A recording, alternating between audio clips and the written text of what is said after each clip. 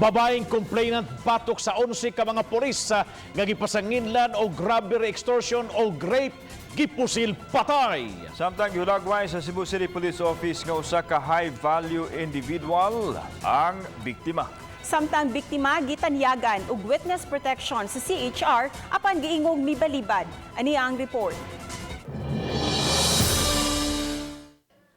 Niligdas nga wa na kinabuhi si Richie Nepomuceno. 35 anyo sumad po sila sa sitio Bayanihan, Barangay Basak, Pardo kagabi.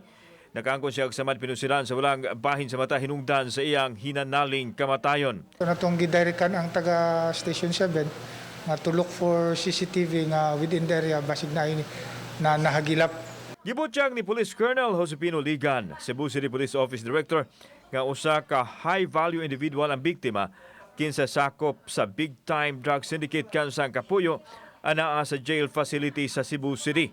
Doon na kunoy mga nakautang sa drugas nini ug posibleng mihimo sa krimen kay dili makabayad matod ni Ligan. Si Nepomuceno buwag sa empana ug aduna kunoy laing kapuyo nga nalambigit sa illegal drugs ug nabalhog sa city jail. Duda ko dire gito sa illegal drugs.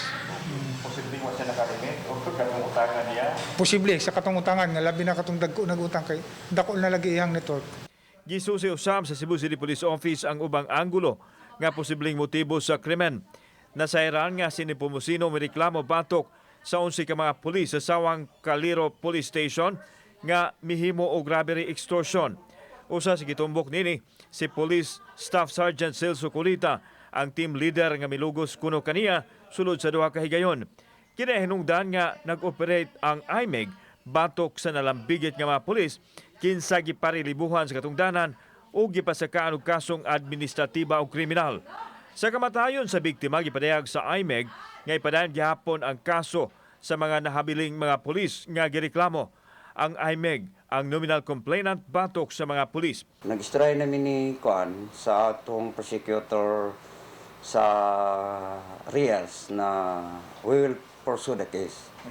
Bahala na lang ang Rias kung unsay makamap sa ilang desisyon. Sa pikas bahin gibutyag sa Commission on Human Rights diin midangop ang biktima nga mibalibad kini sa tanyag nga witness protection. Nakugang ang CHR 7 sa netabo nga posibleng makamugna og kahadlok usab sa uban nga mga saksi o reklamante batok sa mga pulis nga nalambigit sa kaso. But as far as the Commission on Human Rights is concerned, we are still pursuing our investigation, notwithstanding the death of the victim, because we have already we have other witnesses who can also stand to the complaint. Baguhay lang mipahigayon og ocular inspection ang CHR sa Sawang Caliro Police Station aron pagsuta sa giingong secret cell sa prisuhan nga giingong gidad-an sa biktima ug ubang mga complainant.